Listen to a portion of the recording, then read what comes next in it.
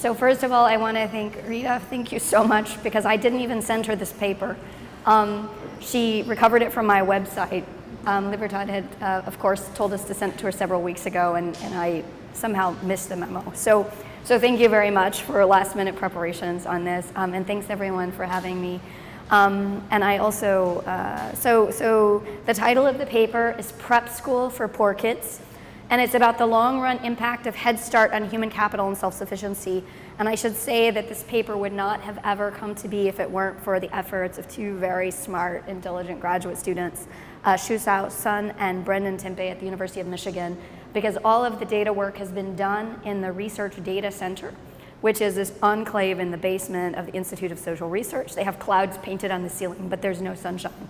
And, and then everything has to happen through very, very long disclosure processes. So I also have to tell you that any opinions and conclusions are ours alone and do not reflect those of the federal government or Census Bureau. So let me start by giving everyone in this room just a little bit more of an understanding of what the War on Poverty was and the context into which this program was born. So President Kennedy, John F. Kennedy, is assassinated in November of 1963, and Lyndon Johnson is his vice president. And he has 6 weeks to kind of transcend what had become a national emergency and a massive, period of grief, to take on the presidency himself.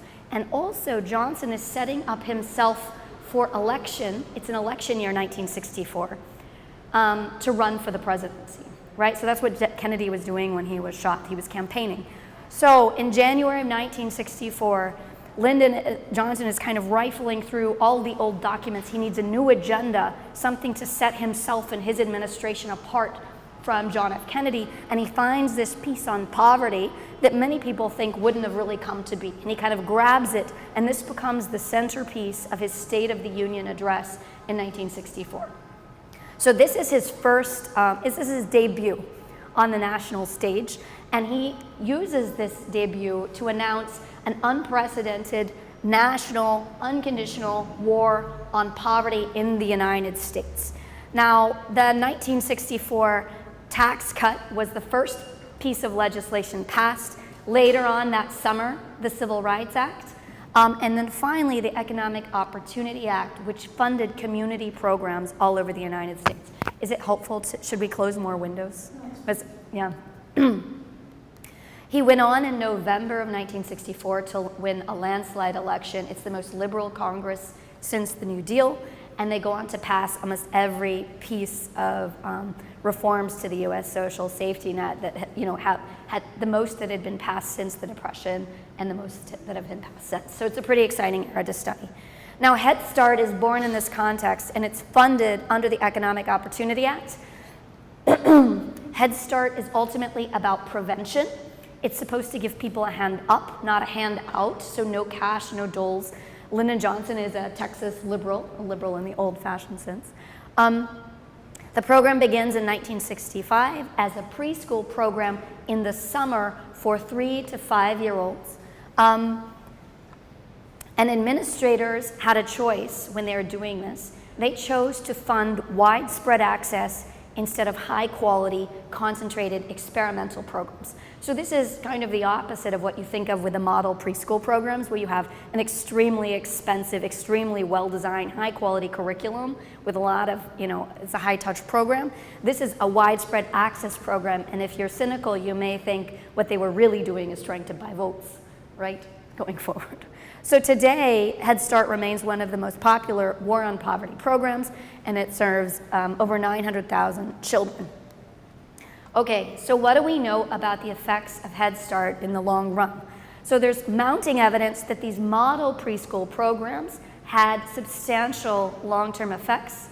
I think what's more difficult is thinking through what are the long-run effects of this scaled-up public preschool program, because it's hard for the if you're thinking about a federal program to think about spending $15,000 to $20,000 a year per child, which is what the model preschool programs are. But there's pretty sparse evidence on the long-run effects of these model programs. So don't believe me, believe the Brookings Preschool Kindergarten Task Force that convened last year, very conveniently for our paper, and summarized the literature. And there's a couple of key things that they say here. So they say convincing evidence, okay, this doesn't work, no pointer. On the longer term impacts of a scaled up program. What is a scaled up program? Something like Head Start that's sort of nationally funded, or some of the new state programs that are being funded in the United States. On academic outcomes and school progress, precluding broad conclusions. So it says there is some evidence that shows that there are effects in the short term, but there are null or negative effects in the long term. So just to summarize here, there's a couple of open questions in the literature. One is, can a large-scale preschool program, like the kind that would be feasible to fund, have long-term impacts? And if so, how big are these impacts? There's a rich, but most of the research in this has been done with rich but small longitudinal studies, including the PSID and the NLSY. The other thing that has been problematic in the studies is that a lot of them have to infer access or use of Head Start based on retrospective reports or very noisy measures of eligibility. So there's been a couple of different research designs using the PID. People have used family, fixed effects, or sort of sibling comparisons. And then there's also been 2 recent papers, Jackson and Johnson. We shared our data with them and they beat us out the door, which is great. But they have a paper using the rollout and changes in funding over time. There's also a recent paper by Doug Miller and co-authors talking about the limitations of some of the sibling fixed effects model. They presented this at Summer Institute last year. And this paper by David Deming is using the sibling comparisons in the more recent NLSY. There's 2 really nice regression discontinuity studies, one by Rita, who's here, and also by Ludwig and Miller. One of the difficulties in these studies, of course, relates to the fact that they're using these very small longitudinal samples, which you need to be able to document eligibility or use of the program. In particular, in the Ludwig and Miller case, they're also using very large administrative data sets, so tabulations from the 1990 census, but they are forced based on these tabulations to use county of residence. So to the extent that children who benefited most from Head Start moved from their disadvantaged communities out, they're not going to be able to capture access to that program. And this is one of the difficulties in a lot of the data. There's a second big open question that I'm not going to answer in this talk, but if we have a little bit of time at the end, we can discuss. The second thing is, are the types of things we learned from the 1960s and 70s informative about preschools today or preschools in other countries? I think this is a much more difficult question to answer, so I'm going to punt on that for the time being, but we can come back to this at the end. Our approach to I'm going to have to speed up. I usually am a really fast talker, but I just can't get the words out any faster.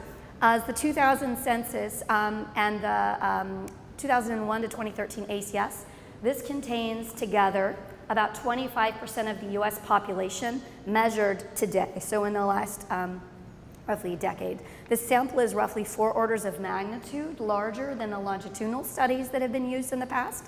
And another thing is that we've linked this to the SSA's Numident file to add a proxy of childhood access to Head Start.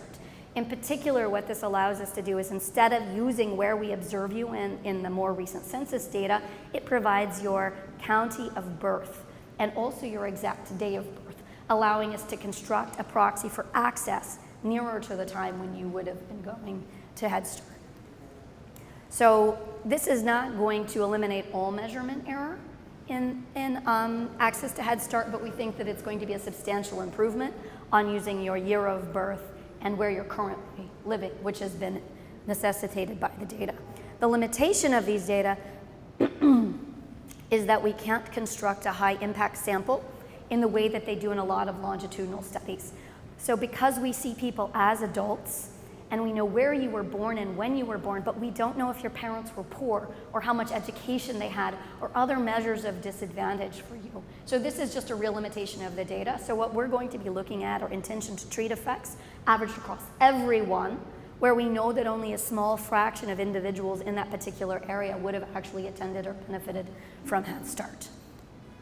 Our research design is going to be to leverage the county level rollout of Head Start, which allows us to contrast children that are preschool age.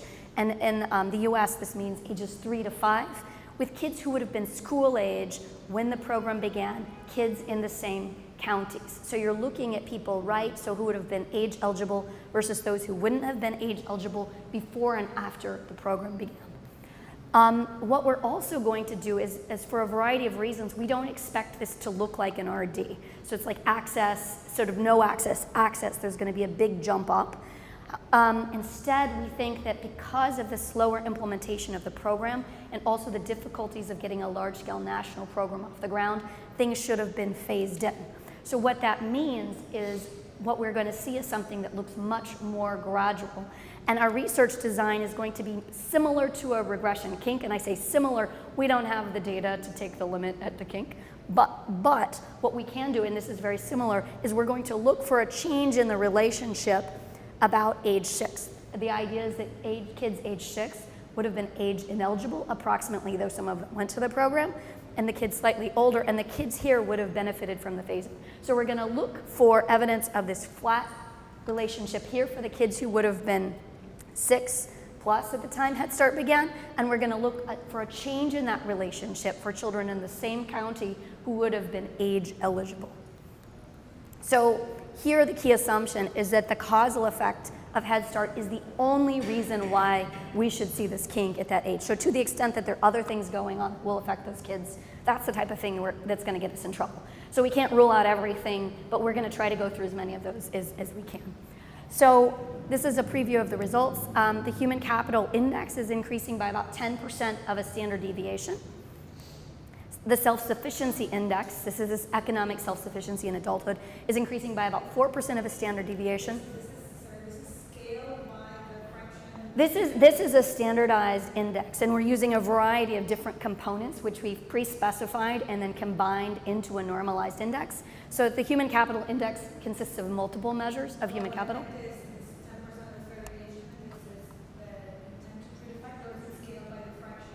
This is for treated children. So thank you for clarifying. Yes. So this is our best approximation scale. Yes, that would be pretty staggering. But what this translates into is roughly a third of the year of education. We see increases in high school, but actually we see much larger increases higher up in education distribution.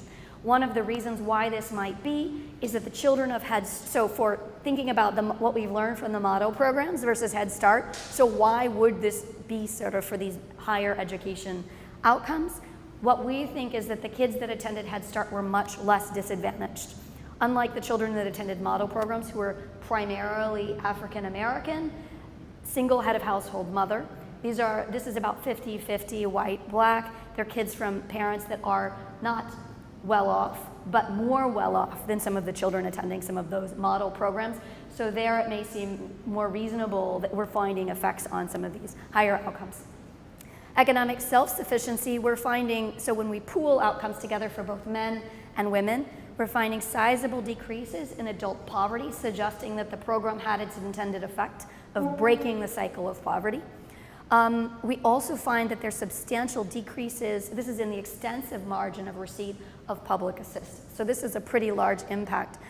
For men, we see a significant rise in work on both the extensive and intensive margins. Thinking about what we think is happening is that we're sweeping in men who would have been kind of on the disability margin, right? Who might have been on the fringes of the labor force.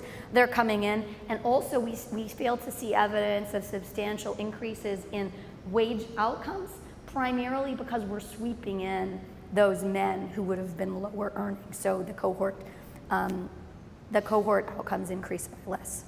We don't find any effects on incarceration, but I will also say this is not particularly well measured in the census data.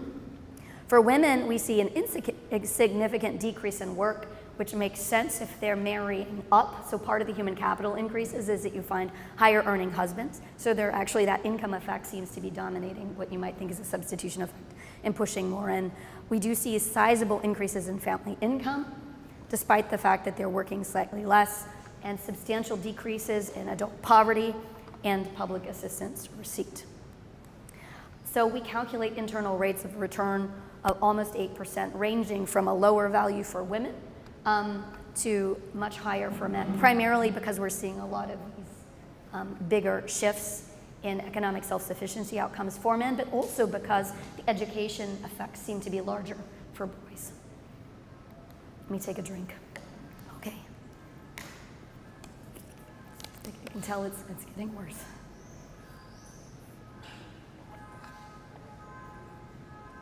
So this is just, okay. Okay, so Head Start first begins as an 8-week summer program, and it became a full year program for children shortly thereafter, the following fall. One of the things that the Office of Economic Opportunity did was write about 35,000 letters to communities all over the country trying to drum up applications for this program. So part of what Ludwig and Miller exploit here is that they made a special effort to get buy-in from from communities that were sort of in the 300 poorest.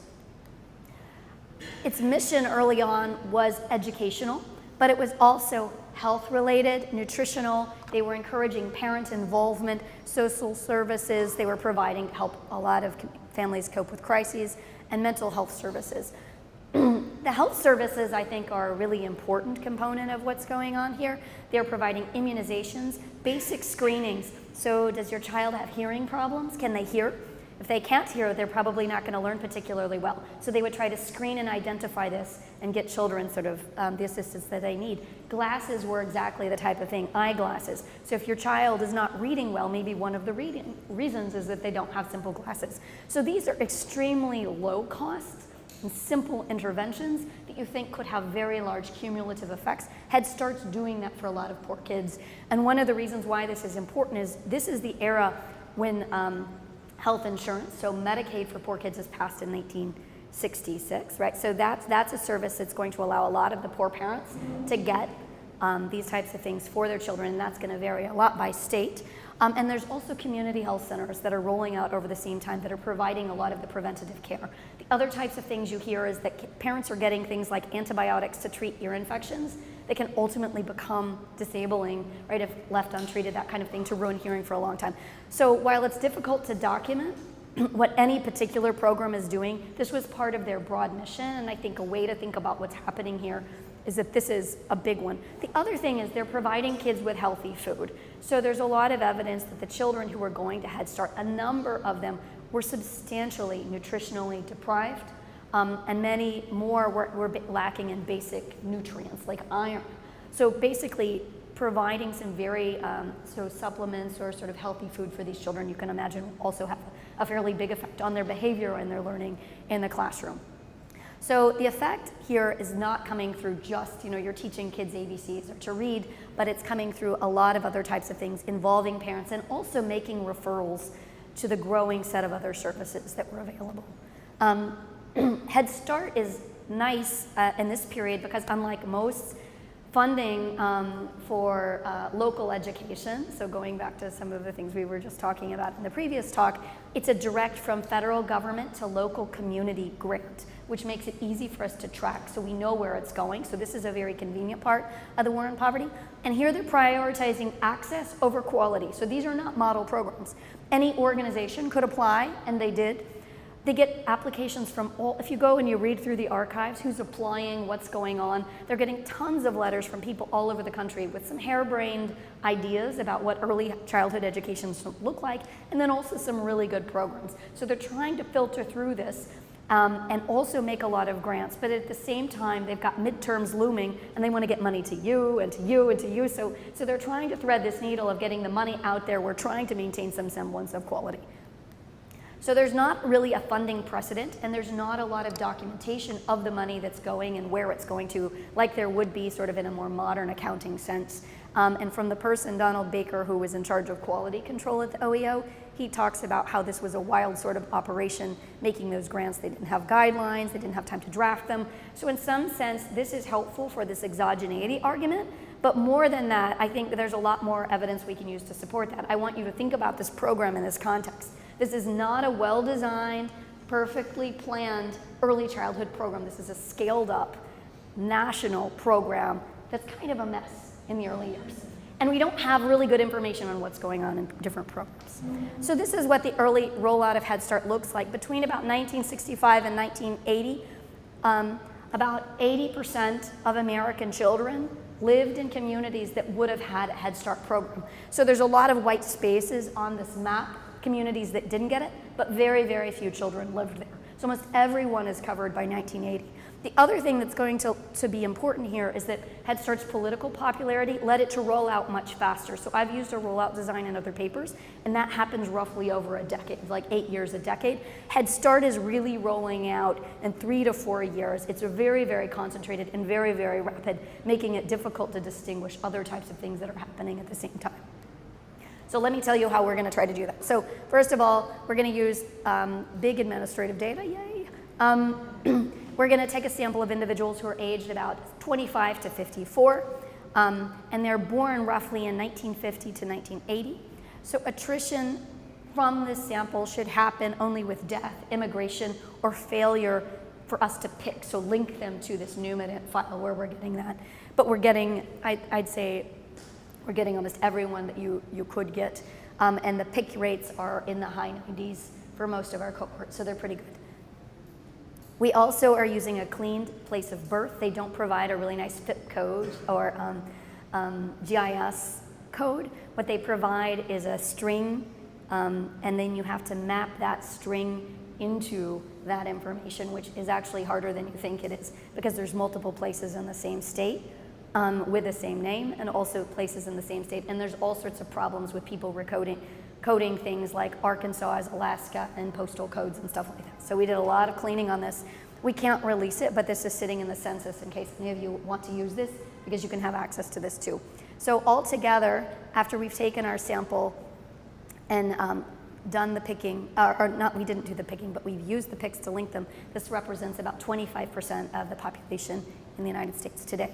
So in terms of our research design, I'm going to summarize quickly some things we know that can go wrong using this type of research design. First, there are large cross-sectional differences between places that get war on poverty funds and those that don't. It's not surprising that there are large cross-sectional differences between the places that get Head Start grants and those that don't. So this is going to motivate our use of county fixed effects in all of our models. Another thing that's important is there's a lot of potentially confounding state-level policies. This is something that's really difficult to account for in longitudinal studies because they have such small sample sizes, but one of the things that we can do here is include state by birth cohort, and I don't mean trends, I mean state by individual birth cohort fixed effects to try and clean out some of those things that are going on. So what do I mean? Medicaid, the Economic Opportunity Act funding that's indexed at the state level and changing over time, the Elementary and Secondary Education Act that starts in 1965. So there's lots of things like that you'd want to take out. So we're going to be looking within state and birth cohort. And finally, there's a lot of, so what we're not worried about going wrong is that districts all over the United States, counties all over the United States, those local governments are coordinating with one another to come up with sort of a particular policy that's going to confound our analysis. I think that's, while possible, implausible. There's not too much coordination. The part that we are really worried about is that the Office of Economic Opportunity wasn't just targeting you for Head Start, but it was targeting you for 5 other programs, some of which could have also benefited children. So what we've done is we've collected information from the National Archives on as many of those other war on poverty programs as we could find. And to give you a sense, what I'm doing here in the background is using an event study, but I think it's pretty clear what's going on here. So this is the year before counties get a Head Start grant, and this is the year that they get a grant. So in our data, this jump from 0 to 1 is tautological. Everyone we code is getting a Head Start grant in year 0 is in fact getting a grant in year 0. And those communities are not continuing to get grants over time, right? You see this kind of fall off. This doesn't mean that they're being defunded, though some of them are. It means that the funding cycle is longer in some cases as well. So you might be getting a grant every 2 years, every 3 years, and so on. And so that's doing that. So one of the things to think about here is we're not thinking about Head Start programs that were begun and stayed forever. We're talking about a single shock. The treatment here is a single shock that wasn't particularly well designed, that kind of hits your community, and we're going to capture everything that happened after that, even if the program was defunded. So that's what you can think about in terms of the policy implications. Okay, what about other types of war on poverty programs that are rolling out? There's tons of these, lots of them are targeting different groups. But one of the things that we found heartening is that we're not seeing a lot of other changes in other programs that we think would have also benefited women and children, infants, health, those types of things. They're rolling out over the same period, but they don't seem to be sort of jumping up in the same way. So we're going to be relying very heavily on that. The other thing to think about is some of these programs they don't have the same age eligibility restrictions, which is another thing that we're going to do. So we're going to use funding. We're not going to use the rollout. We're going to use the funding at the extensive margin. One of the reasons why we make this choice is that there's actually a pretty low correlation between funding and program quality and capacity. This is just because some places we're building buildings and other places we're just paying, per child enrolled. You can get very big differences in quality that actually vary inversely with the level of funding. So we're not using funding here. The other thing is we think that funding variation may be endogenous to performance if they're trying to target or buy certain votes. And finally, so we're going to use this program rollout at the extensive margin along with these age-based comparisons. So to the extent that you think these other programs are happening at the same time, what they would also need to do is have the same effect on 3 to 5 year olds as Head Start, 3 to 5 year olds relative to 6 year olds as Head Start. We're going to implement an event study specification, and the key here, we're going to be including both places that got funding as well as places that didn't get funding. That's that Head Start dummy there. The reason we're doing that is because we want to identify some of the other parameters, including the state by year effects, including those counties that weren't funded. That's not actually going to matter too much because, like I said, almost all of the places are funded in this period. And then we're going to look at people relative. So this T is the date that the Head Start began in a particular county. B is the year that the birth cohort of a child. And this is a little bit more nuanced than that. It's the school-aged birth cohort. And A is the age at which that cohort would have been when Head Start began. We're going to admit age 8. We're going to include county and state by year of birth fixed effects, and also a variety of other local controls for spending and other types of things in this period, though I will tell you these are badly measured and it's not surprising. They don't matter at all. So you have age of your year of birth, but you don't really have the count of residents at preschool age, right? Not at preschool age, but we know where you were born. Yeah, so you're assuming that Yep. people stay, So to the extent that people are moving in or moving out of those places, and there may be some of that, that could affect our results. So, yep. because I don't know what university it will be quite like,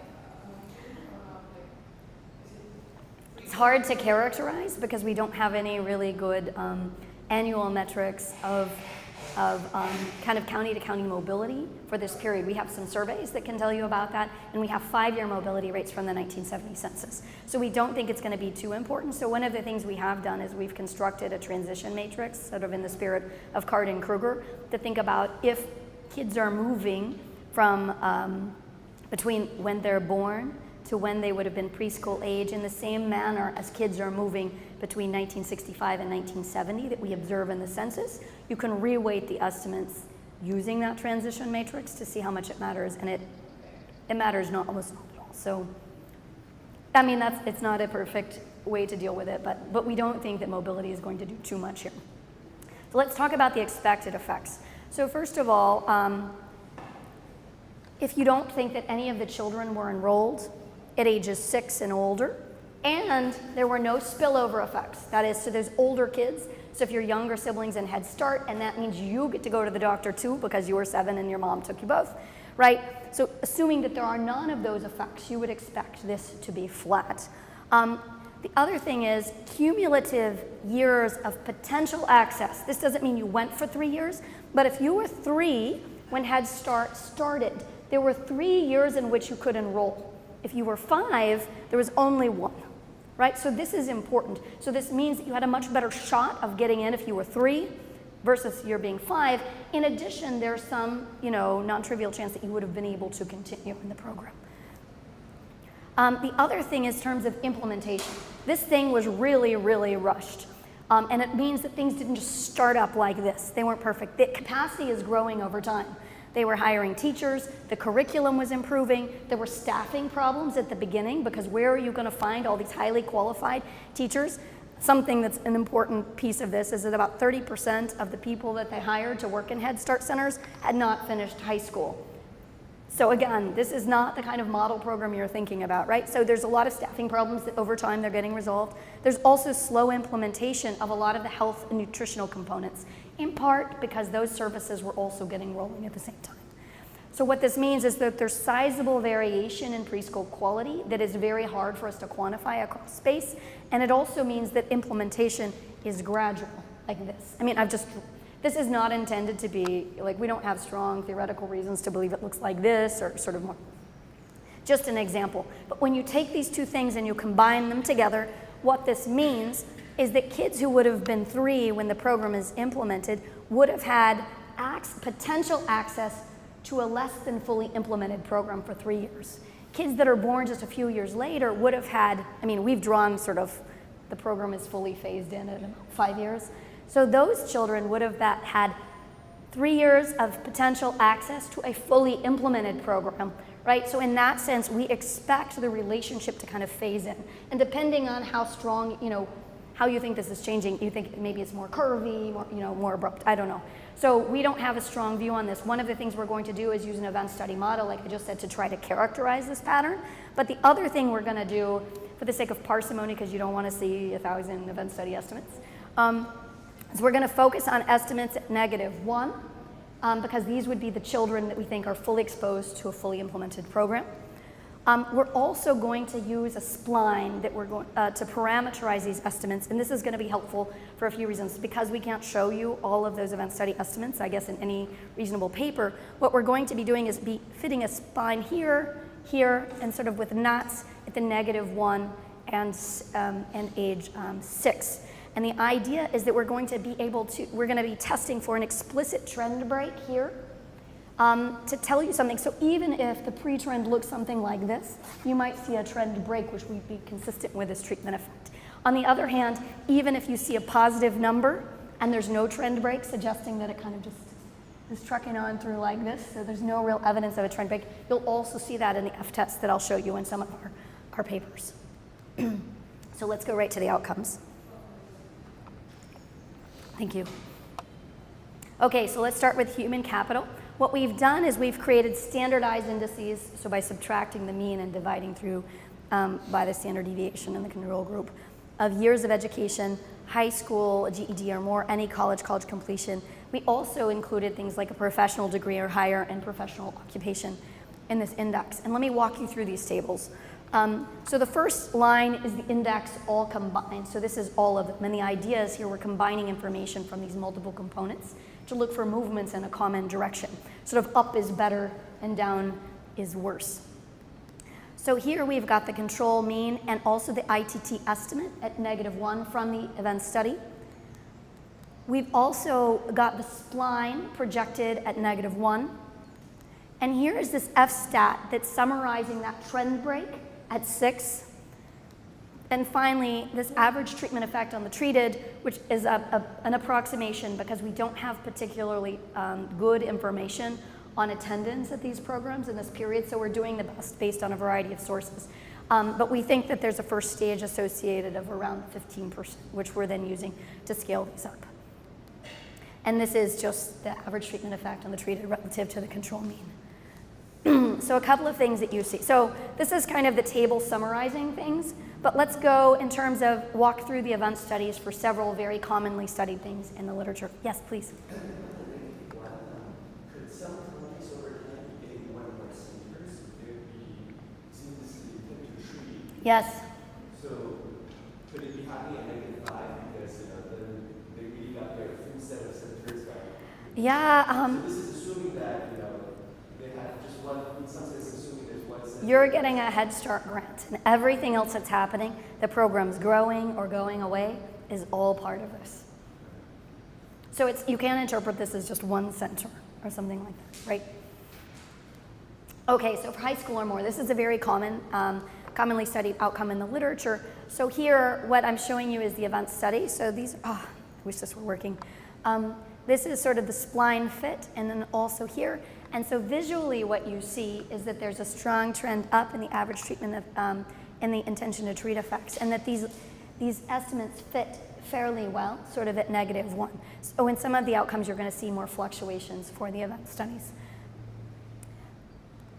For some college or more, you see a little bit of a sharper trend break. So this is almost a 9% over the control mean. And just to compare these two outcomes to what we found in the literature using other designs, this is coming from the Garces et al. Piece using the PSID for the same period in the 1960s. This is the Deming piece that's using the more recent sibling design in the NLSY. Ludwig and Miller's RD design. One of the reasons this is so large is simply because there's so much uncertainty in their first stage. Owen Thompson's piece that's now forthcoming in the Journal of Human Resources. Johnson and Jackson's piece, which is using the PSID and also this funding variation. That's what Thompson is using also, but they've got an asterisk there because they're using a high impact sample. And also this paper. So one of the things that you see is the estimate we're getting is much smaller than the existing literature, but it's much more precisely estimated. It's about half the size of the papers looking at the same period and the same sample. For some college or more, there hasn't been any consistent evidence, so nothing statistically different from 0 from the longitudinal studies. And you can see sort of the estimates that do exist here. Again, this confidence interval is just so big because there's so much uncertainty in the first stage. But one of the things you see again is that our estimate is much smaller, but also much more precisely estimated. So this is how we compare to the literature, but one of the nice things about large samples is that we're able to say more than they have in the previous literature. I should also say that this is a fraction of the size of the model preschool programs, which you would expect, because as I've been telling you, this is not a model preschool program. And also the kids may be much more advantaged than they were in these original programs. So in some sense, having much less to overcome than those kids. Okay, but here are some things that we can look at that we couldn't look at in the longitudinal samples. So for college or more, you see you're getting roughly a 20%, this is not percentage point, but 20% increase relative to the control mean. And this is one that surprised me. I wasn't expecting this. You get a very large increase relative to the control mean and having a professional degree or more. And here you see a little bit of a pre-trend, in fact, heading in the wrong direction. So I motivated this just a little bit as to why these large effects. Again, so if you're looking at Perry, they were recruiting low IQ individuals.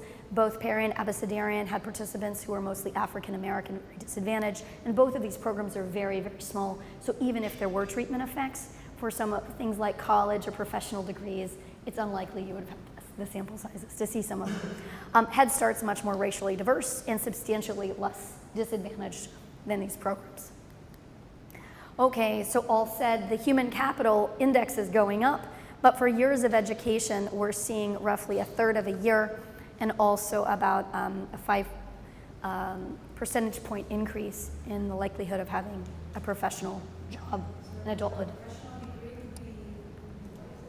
MBA, law, anything, yep. There's also a couple things here I'll talk about that there are larger effects for men than for women, and there are also larger effects for whites than for non-whites.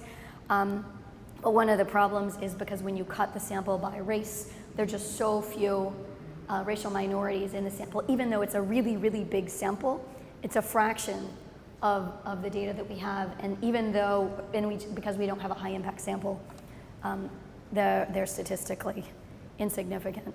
You're also finding no effects for black boys, which is consistent with some of the more recent estimates on black boys having a really hard time escaping poverty. Economic self-sufficiency. So these are the same types of tables. The first thing we've done is pooled things. And I will say, and I'll say one of the things here is that you see that this is going up by about 4% of a standard deviation, and most of these are zeros, right in the middle. There's 2 that are not. So in poverty and received public assistance, where you can see that there's a statistically significant trend break and also a fairly sizable effect. And just to show you those. Public assistance receipts. So these are those 2 event studies. Here's sort of in the middle, you're not getting a lot of action. And when you think about that, that may be obvious because you're pooling outcomes for men and women. And as I told you a little bit in the introduction, we may expect there to be systematically different effects, right? Women, if they're getting more education, may be using that to find higher earning mates, right? And so that income effect may make them less likely to work, all else equal, whereas men, they'd be simply working more, and the substitution effect may be pulling them in. And that is what we find here. So you see that there are substantial increases, well, I would say substantial. There are sizable increases in both the extensive, so whether or not you worked last year, and the intensive margin, sort of weeks worked in usual hours. One of the things where we don't see too much going on is we're only getting about a 2% increase here for wage income. Why is that? So one of the things we did is we took the NLSY and we took the men who were out of the labor force for the same cohorts and we added them back in. Okay, so this is just our simple simulation. If you add in roughly 2 percentage points of the lowest earning, who would have been these lowest earning workers, how much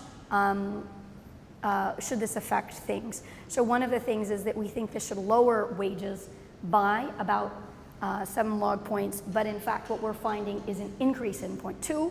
So this is again consistent with there being a treatment effect, but the selection really making that more difficult. We're also looking into some other measures of disability and that type of thing to try to complement these analyses, but that's what we think is happening, is that these boys who are kind of on the fringes of the labor market are now much more likely to work, which means you're not really seeing much on sort of the wage margin for them.